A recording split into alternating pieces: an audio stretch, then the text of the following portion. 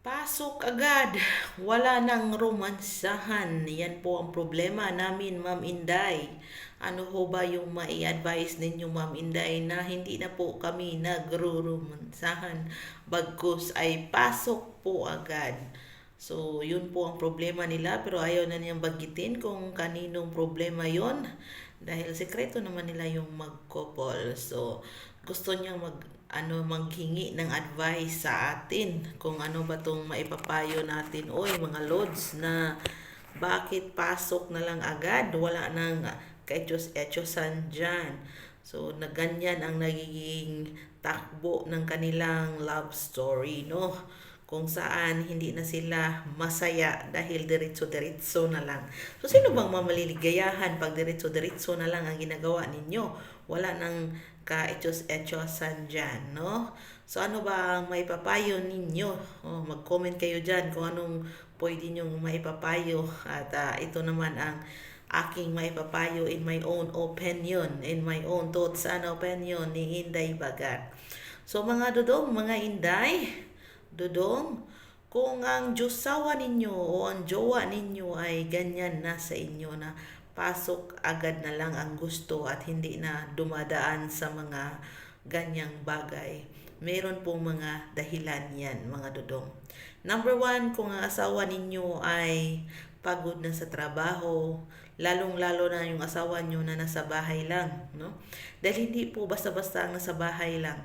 Yung paulit-ulit yung trabaho mo, pa balik-balik yung trabaho mo, wala kang panghinga, tapos yung mga anak ninyo ay maliliit pa, no? Napakahirap po yan na trabaho, mga dudong. So, naranasan ko na yan noon. Wala na kaming time na mahalin ang aming sarili at gusto man namin kayong bigyan ng mga mga ano dyan, ng mga posisyones na ano dyan, ayaw na namin, no?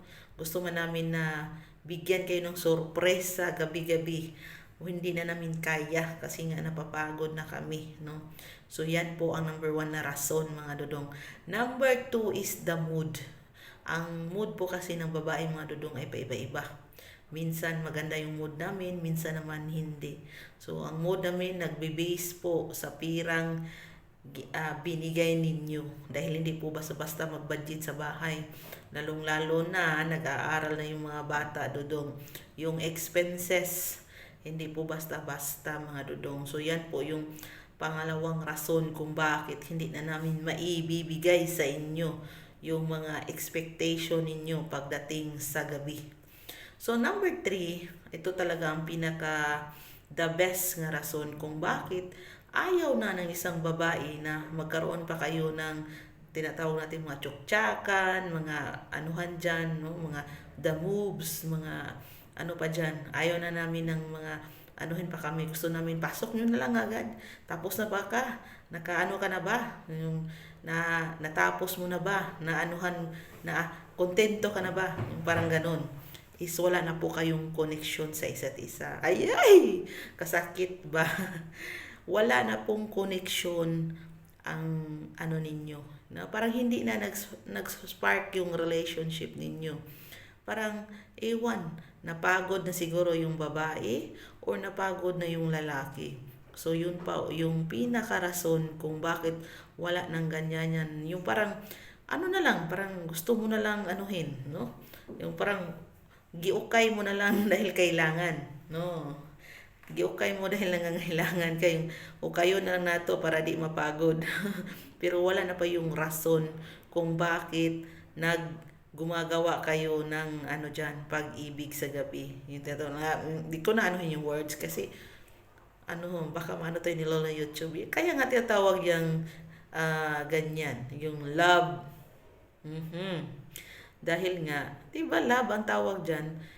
Hindi ka naman magpa-tsuktsak diyan kung hindi mo yan siya love. Hindi ka naman nagpapasakay diyan kung hindi mo siya love, 'di ba? So love is the number one reason na ano, no? Mas lalo pang gaganda ang takbo ng buhay ninyo. Kasi kung walang pag-ibig, wala talagang mangyayaring pagmamahalan sa gabi-gabi. 'Di ba, mga dudong, mga inday?